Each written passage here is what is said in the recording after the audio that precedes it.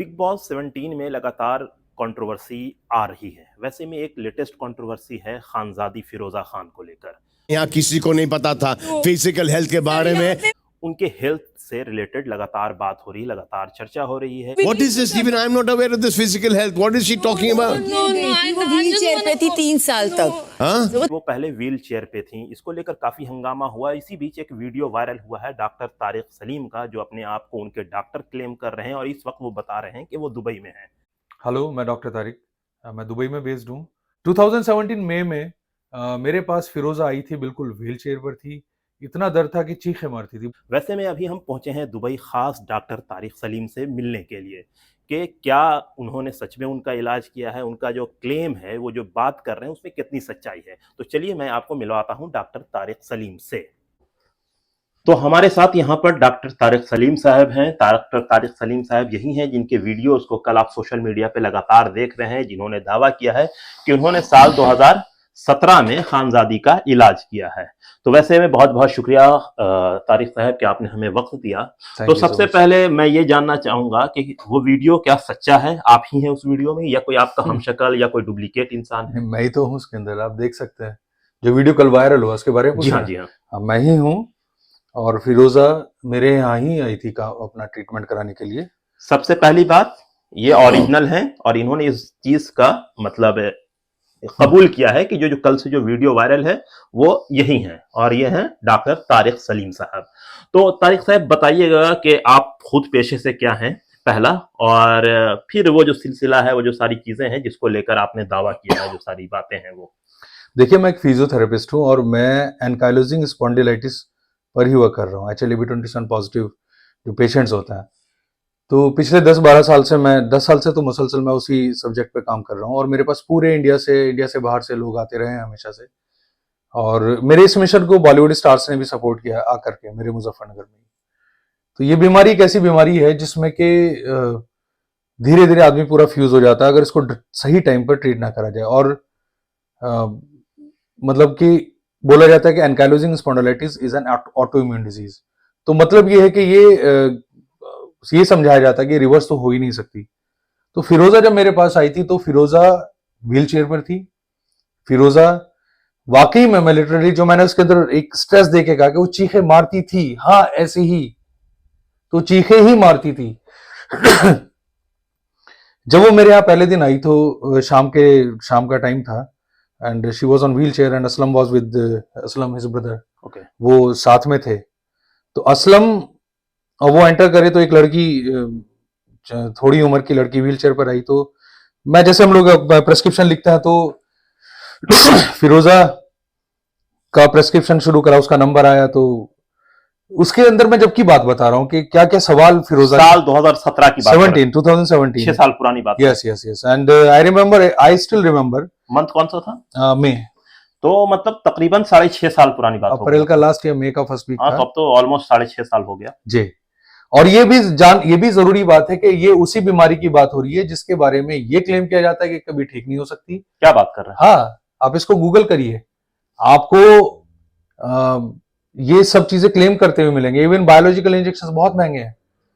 खुला मैदान है मेडिकल साइंस में, आप डॉक्टर से बात कीजिए। ऐसा नहीं कि तारिक ने बोल दिया और ये क्या बोल दिया। एनकाइलोजिंग, अब इसमें बहुत सारी चीजें होंगी कि उसको तो एनकाइलोजिंग स्पॉन्डिलाइटिस था ही नहीं। तो ये बहुत लंबी, ग्रेड क्या था भाई, she was on wheel chair, she was in severe pain. और मैं जहां मेरा बेस था इंडिया में, I was in Muzaffarnagar. Muzaffarnagar is a small city in western UP. It is near by two new Delhi. तो ये कोई आसान काम नहीं होता था कि कोई असम से या गुवाहाटी से, न्यू दिल्ली से, मुंबई से। यही मैं जानना चाह रहा था कि वो आसाम की रहने वाली हैं, मुजफ्फरनगर वो आ रही हैं। मुजफ्फरनगर दिल्ली से भी कोई बहुत नजदीक नहीं, कम से कम 2-2.5 घंटे का रास्ता है। जी 120 किलोमीटर। तो क्या उनको किसी ने रिकमेंड किया था, जैसे आपने बताया कि बॉलीवुड से आपके मेरे पास, हाँ, बॉलीवुड स्टार, मेरे पास बॉलीवुड के बहुत लोग आए हैं, है ना। मेरे पास इंटरनेशनल प्लेयर्स आए हैं बहुत सारे।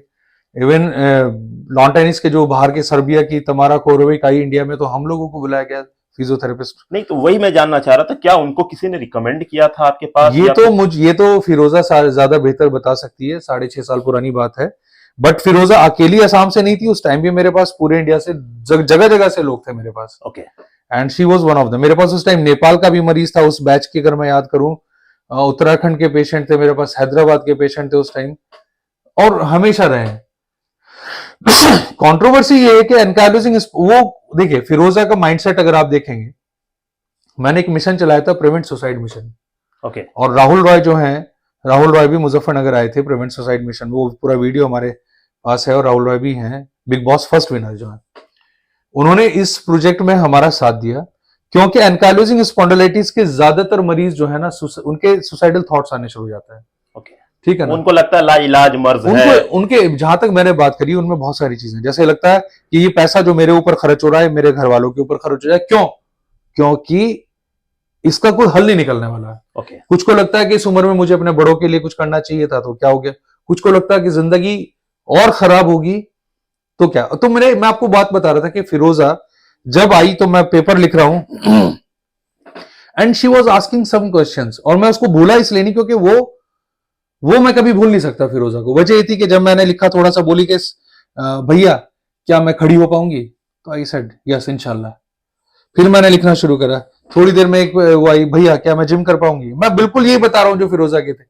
तो she said, I said yes इंशाल्लाह, बिल्कुल कर पाओगे। थोड़ी देर में, भैया क्या मैं रैंप वॉक कराऊंगी? तो मैं थोड़ा सा ऐसे देखा, what are you saying? You are on wheelchair and what questions you are asking? मतलब 6.5 साल पहले ही आपसे वैसे सवाल कर रहे वो उसके अंदर जो चीजें थी, आई डोंट नो, मैं नहीं जानता था कि वो क्या करती है। मुझे तो पता चला कि वो क्यों सवाल पूछती थी। उसके बाद वो पूछती है कि भैया क्या मैं डांस कर पाऊंगी? तो मैं अब लिटरली बताऊंगी, पेन है, मैंने पेन ऐसे लिखा, ऐसे रखा, और मैं बोला कि जिंदगी दुनिया के सारे काम तुम्हें करना है, ठीक हो जाओ, इतना काफी है मेरे ख्याल से। क्योंकि जो बीमारी की आप बात कर रहे हो, वो बीमारी बहुत ही खतरनाक बीमारियों में से एक है, स्पाइन की। तो शी सेड ओके। उसके बाद उसने मेरे से ऐसे कोई सवाल नहीं पूछे। हाँ, जब करेक्शन होता है, क्योंकि एनकाइलोजिंग स्पॉन्डिलाइटिस की बात जब हम कर रहे हैं, एक सवाल मेरे दिल में आ रहा है लगातार आपसे पूछने से, मैं बीच में टोकना चाह रहा हूं कि हम लोग फिरोजा को 2 साल से जान रहे हैं, आप 6.5 साल से, और आप जो बात बता रहे हैं वो हम लोग को तो पता भी नहीं। और ये जो कहानी है, ये तो कल परसों से पूरी कंट्रोवर्सी के बाद, जिसके बाद हम आपके सामने हाजिर हुए हैं, इसके बीच में आया। तो वैसे में हम लोगों के लिए तो बहुत ही शॉकिंग है कि आप जो दावा कर रहे हैं कि वो उठ भी नहीं सकती थी, कुछ भी नहीं कर सकती थी, और वो 6 साल पहले वो बात कर रही हैं डांसिंग की, रैंप वॉकिंग की, इन सारी चीजों की। जहां तो तक इसको क्या माना जाए? मतलब ये तो अपने में बहुत यूनिक चीज है। मैं ये मानता हूँ, शाम का एक और मरीज मेरे पास आया था, तो he is a dance master now. क्या बात कर रहे हैं? हाँ, और वो भी आपके यहाँ तो वो उसका भी वो बिग बॉस में नहीं, वो अपना छोटा सा एक सवाल मेरे दिल में आ रहा है कि आपके यहाँ मुजफ्फरनगर बिग बॉस 1 के विनर रॉय साहब आ रहे हैं, राहुल, अरे video you can find that, वो आ रहे हैं। और अभी फिलहाल मौजूदा 17 बिग बॉस 17 चल रहा है, उसमें जो एक बहुत ही मशहूर, अब जिस वजह कर हम आपसे बात भी कर रहे हैं, वो भी आपके यहाँ आई हैं, वो इलाज करवाने के लिए आए, वो आपको सपोर्ट करने के लिए आए, दोनों 2 चीज है, लेकिन आपसे ये सारे लोग जुड़े हुए हैं। अभी आप दावा कर रहे हैं एक आसाम के साहब के बारे में जो आपके यहाँ पेशेंट रहे हैं, हाँ। और आप डांसिंग मास्टर हैं। यस। तो जब वो मेरे पास पहली बार आए, तो मैंने पूछा क्या करना चाहते? मैं हमेशा सवाल पूछता हूँ मरीज से कि आप करना क्या चाहते हो, आपके क्या गोल्स हैं फिजिकल उसमें लेकर। आई वांट टू, मैं डांसर बनना चाहता हूँ, मैं डांसर ही हूँ बेसिकली, मैं डांस नहीं कर पा रहा हूँ। वो वीडियोस भी हैं हमारे पास, पहले डांस कराया हमने, फिर थोड़े दिन बाद डांस कराया, उसको पूरा ऐसे हम पूरा तैयार किया, अब वो प्रॉपर डांस कर रहे हैं। तो यही चीज मुझे लगती है फिरोजा की, कि फिरोजा के दिमाग में अपना करियर था। फिरोजा खानजादी, हाँ खानजादी, क्योंकि अब कितना, जैसे मैंने कोई चीज लाइफ में सोची, मुझे नहीं पता मैं किसी चीज में कितना कामयाब होऊंगा नहीं होऊंगा, लेकिन हाँ, एक हर आदमी की एक सोच होती है, yes I want to do this, I want to. तो शायद फिरोजा के दिमाग में ये सब चीजें नहीं रही होगी। मुझे तो अब थोड़े दिन पहले पता चला, हसल को उसका वीडियो देखा, और यकीन जानिए मैं बड़ा खुश हुआ, क्योंकि मैं तो सोच भी नहीं सकता था कि इसके अंदर ये जो है हुनर भी है। तो ये जो चीज है, उसका रोना या नहीं बताने की वजह यह है कि देखिए पैनिक अटैक्स आते हैं, वो जब आप उस दौर से गुजरते हो और आपको कहा जाए कि आपका दुनिया में कोई इलाज नहीं है ना, तो वो छुपाना, वो एक कई बार ना आदमी अपने आप से ही मुंह फेरता है कि नहीं नहीं इट्स ओके, जो होना हो गया, अभी छोड़िए उस चीज को। तो कहीं ना कहीं हो सकता है ये चीज रही हो। अब जैसे उसको कहा जा रहा है तुमने पहले क्यों नहीं बताया, हाँ बिग बॉस और उनकी टीम इस जगह बिल्कुल ठीक है कि आपको पहले बताना चाहिए था, ये आपको दवाई मिली तो खानी चाहिए थी। हालांकि मैंने कुछ चीजें गाइड करी, जैसे मैं हमेशा बोलता हूं कि pen is your best friend. Pen आपको रोकता है, पेन आपको बताता है कि आपको ये काम नहीं करना। मतलब मैं सबको बोलता हूं कि अल्लाह ताला या भगवान हर किसी से बात करता है दर्द की शक्ल में, तो उसके लिए पेन बहुत जरूरी है, क्योंकि वो पेन उसकी लिमिटेशंस को बताता है कि अब पेन हो गया, अब रुक जाओ, पेन किलर ले लेंगे। पेन किलर लेने से आपको महसूस नहीं देगा। जैसे गाड़ी में क्लच होता है ना, अपने इंजन का रेस कितना भी दो, वो चलेगा नहीं। सेम ऐसे ही पेन किलर लेने के बाद कॉज आपका खत्म नहीं हुआ, आपको महसूस देना बंद हो गया। बहुत बड़ी बात कर रहे हैं तो इन दैट केस आपको और ज्यादा प्रॉब्लम बढ़ जाती है। तो वो अपनी जगह बहुत जगह राइट ठीक है, और बहुत जगह बिग बॉस भी ठीक है। तो फिलहाल लगातार हम देख रहे हैं इसके ऊपर बहुत ज्यादा चर्चा हो रहा है, लोग लगातार ट्रोल भी कर रहे हैं उनको कि झूठ बोल रही है और बहुत सारी चीज। तो इस आपसे बात करके एक चीज तो ये साफ हो गया कि वो झूठ नहीं बोल रही। देखिए, मुझे नहीं पता, मैं फॉलो नहीं करता बिग बॉस, अब नहीं कर रहा हूं, लेकिन मुझे पता है कि फिरोजा इस मसले में झूठ नहीं बोल रही। ओके, है ना। और क्या क्या चल रहा है, I don't know about all those things, but जी। इंपॉर्टेंट थिंग इज दैट कि इसकी मैं आपको मतलब सारी चीजें बता सकता हूं कि वो बिल्कुल भी झूठ नहीं बोल रही है। वो इस बीमारी में थी, और मैं उसको, लड़की को सलाम करता हूं कि उसने अपने आप को मैनेज करा, जैसे हमने गाइड किया उसको मैनेज करा। और वो एक दो दिन व्हील चेयर पे नहीं रही, वो बहुत दिन व्हील चेयर पे रही है। मेरे दिन याद नहीं है, लेकिन उनके घर वाले इस चीज को बता देंगे। वो ऐसा नहीं कि 10-12 दिन व्हील चेयर पे रही है, वो एक लंबे टाइम व्हील चेयर पे रही है। ओके। तो वो जब आप वो टाइम गुजारते हैं डिसेबिलिटी का, ठीक है ना, जैसे कोविड के बाद मेरी आवाज चली गई थी तो मैं लिख करके बात करता था, तो मुझे वो फील होता था मैं कब ठीक होऊंगा, क्या हो गया मेरे साथ, ठीक है जी। तो वो सब चीजें फिरोजा के दिमाग में भी कहीं ना कहीं चल रही होगी, और साइकेट्रिस्ट वहां पर हैं, बहुत अच्छे डॉक्टर्स हैं। एंड अगर फिरोजा उस बीमारी को बीट करके आगे बढ़ी है तो हम सबको उसके लिए खुश होना चाहिए। एग्जैक्टली। बिग बॉस जीतना या नहीं जीतना वो एक दूसरी चीज वो है। दूसरी चीज है, वो और क्या कर रही है वो दूसरी चीज है। लेकिन बस मेरा कहना यह है कि बीमारी का, उसकी जो बीमारी है, ये बीमारी सिर्फ उसकी नहीं है, ये बहुत लोगों की बीमारी है भाई।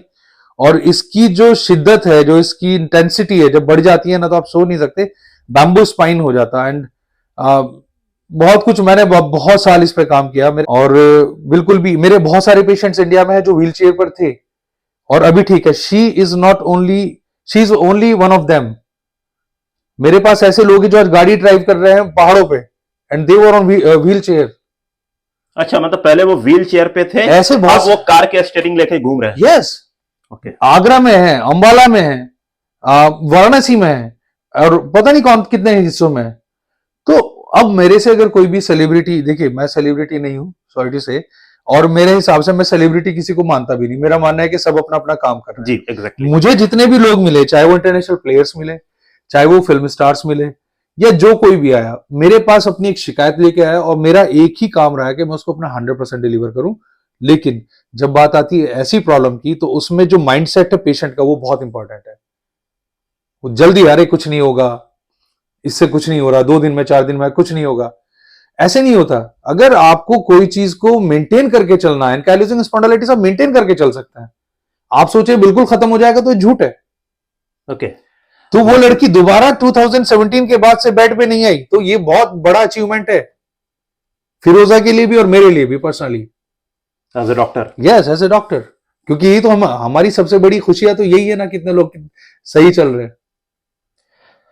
तो डॉक्टर साहब, फाइनल मैसेज, सोशल मीडिया पे जो लोग अलग अलग चीजें लिख देते हैं मर्ज पे, इनके ऊपर आप क्या बात, एक लाइन में अगर मैसेज देना चाहिए लोगों को, तो मैं चाहूंगा कि आप उसके ऊपर थोड़ी सी बात कर लें, ताकि लोगों के अंदर से वो चीजें आए, खास कि ये मर्ज नहीं, इनसे रिलेटेड नहीं, ओवरऑल दुनिया में हजार तरह के लोग हजार तरह की मर्ज को लेकर चलते हैं। अक्सर लोग उसके ऊपर बात कर लेते हैं, जस्ट लाइक जैसे आमतौर पर हम बातचीत करते हैं बॉडी शेमिंग से रिलेटेड, कि लोग किसी को कुछ, तो वैसे में आपका एक मैसेज क्या होगा? देखिए, मैं डिसेबिलिटी राइट एक्टिविस्ट भी हूं, और जब बात आती है बॉडी की, लोगों की मजाक उड़ाने की, है ना, तो हमें बहुत बुरा लगता है।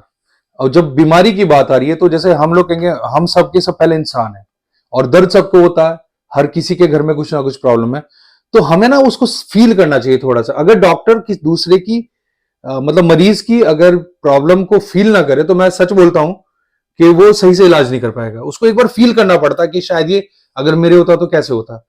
तो वो शायद आप सब लोग भी करें। पर्सनली कोई क्या कर रहा है, कोई गलत कर रहा है, कोई सही कर रहा है, वो कुछ भी हो, लेकिन जब बात आती है इंसानियत की और मर्ज की, तो फिर आपको गलत नहीं सोचना, ना ही गलत कमेंट करना है बीमारी के ऊपर और डॉक्टर्स के ऊपर, क्योंकि बस यही लास्ट है इंसानियत का। मतलब मैं एज अ डॉक्टर ये बोल सकता हूं कि आपको बिल्कुल भी किसी बीमारी को लेकर के कमेंट कभी मत करिए, किसी के भी ऊपर, चाहे वो बुजुर्ग है, बच्चा है, कुछ भी है। तो बहुत शुक्रिया डॉक्टर तारिक सलीम Thank साहब, you. आपसे मिलकर बहुत अच्छा लगा, आपने अपना कीमती वक्त दिया। तो उम्मीद है Thank कि you. आपको ये जो डिस्कशन है ये पसंद आया होगा, जिसमें डॉक्टर साहब ने डिटेल में खानजादी और उनके मर्ज से रिलेटेड बात की। तो दे हमें इजाजत, बहुत बहुत शुक्रिया।